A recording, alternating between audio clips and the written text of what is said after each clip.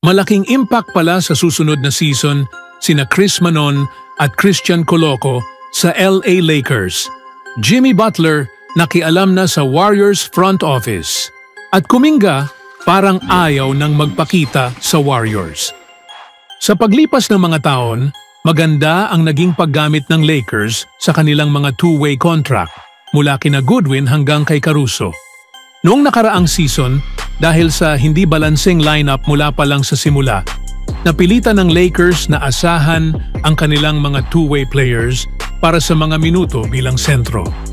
Ngayong taon, mas balansado na ang roster at sa teorya, hindi na gaanong kailangang umasa ang team sa kanilang mga two-way players. Kaya't magiging kawili-wiling makita kung saan papasok sa equation ang mga players na ito. Ang dalawang kasalukuyang nakapirma sa two-way contract ay nasa magkaibang yugto ng kanilang basketball career. Nakabalik na si Coloco sa paglalaro noong nakaraang season at nagkaroon ng ilang mga minuto. Bumalik siya ngayong season matapos ang isang malakas na performance sa Summer League, na marahil ay may kasamang inaasahan na mas regular na playing time. Sa Summer League, namukod-tangi si Chris Manon habang naglalaro para sa Warriors, kaya't pinapirma siya ng Lakers. Ang tanong na ngayon ay kung magagawa niyang maipagpatuloy ang magandang performance upang makakuha ng tunay na minuto sa NBA. Para sa mga two-way players tulad niya, ang ideal na senaryo ay makalaro sa parent team at kalaunan ay makakuha ng regular na kontrata. Para magawa iyon ni Coloco, kailangan niyang ipakita ang tunay na pag-unlad sa kanyang laro ngayong season. Bagamat ipinakita niya ang kanyang potensyal noong nakaraang taon, raw prospect pa rin siya noon at may mga pagkakataong hirap siya. Para kay Coloco, mahalaga ang kanyang pag-unlad bilang shot blocker, rebounder at lob threat sa pick and roll upang maging maaasahang player. Kailangan din niyang linawin ang kanyang basketball IQ at kumpiyansa sa laro. May pagkakataon siyang makakuha ng spot minutes bilang ikatlong sentro ng Lakers, lalo na ngayong wala na siyang direktang kaagaw. Ngunit kung hindi siya magpapakita ng progreso, maaring palitan siya ng mas batang prospect tulad ni Eric Dixon. Samantala, si Manon ay may mas mahirap na landas patungo sa playing time.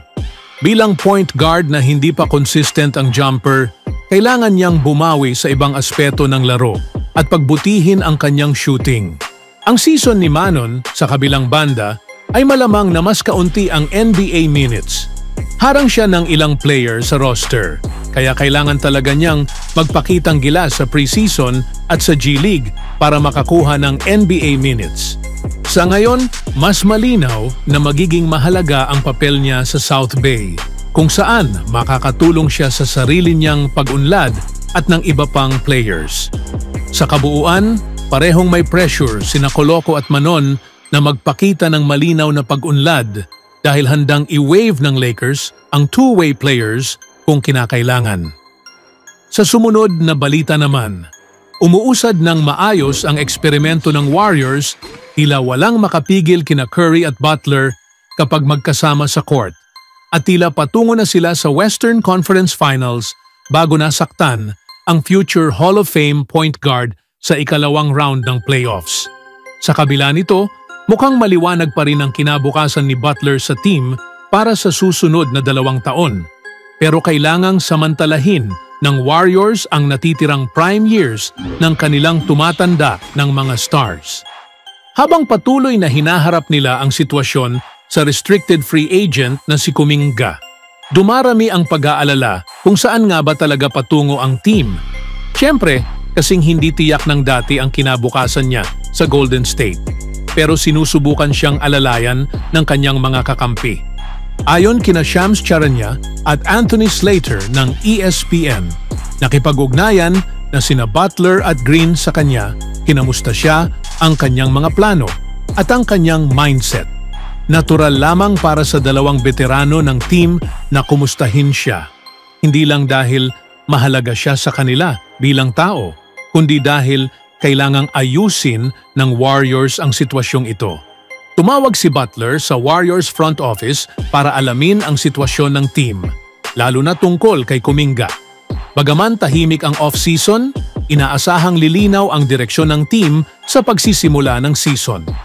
Speaking of Golden State, lalong nagiging kapana-panabik ang Jonathan Kuminga saga kasama ang Warriors habang papalapit ang deadline para sa kanyang qualifying offer at nananatiling hindi tiyak ang kanyang kinabukasan sa team.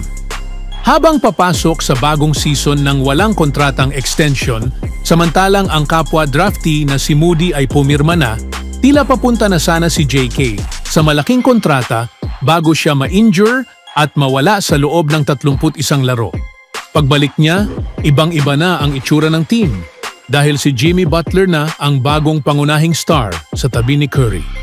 Ngayon, matapos pumayag si Josh Giddey sa isang extension kasama ang Chicago Bulls, lalo nang lumalaki ang pressure sa Warriors na tapusin ang kasunduan kay Kuminga at punuan ang natitirang mga spot sa roster bago magsimula ang training camp. Ayon sa ulat ng ESPN, ang pinakabagong offer ng Warriors ay isang kontratang 3 taon na may team option sa 3 taon. Gayunman, hindi pa rin natatapos ang negosasyon dahil iniulat na hinihingi ng kampo ni JK ang player option sa halip na team option, isang bagay na ayaw ibigay ng Warriors sa ngayon. At ngayon, kung nagpapahiwatig man siya o hindi, gumawa ng personal na hakbang sa social media. Ayon sa isang Google search or mismong pagsilip sa Instagram, na deactivate na niya ang kanyang Instagram account. Muli, hindi pa malinaw kung ito ay paraan niya ng pagpapadala ng mensahe sa Warriors, pero maaari itong senyales ng kung anong susunod na mangyayari sa kanilang negosasyon. Ang pag-deactivate ng social media ay hindi na bago sa mga atleta. Ginawa na rin ito nina Ja Morant, Tyler Hero at Anthony Davis sa iba't ibang dahilan.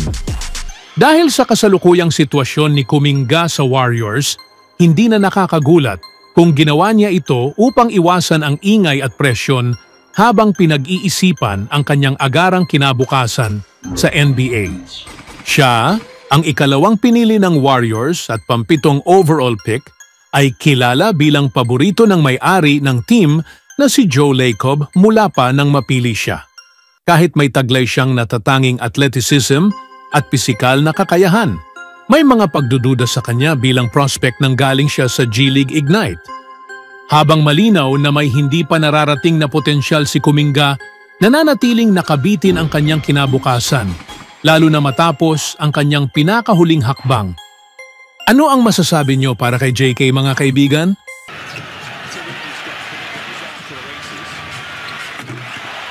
Percent from 3-point range.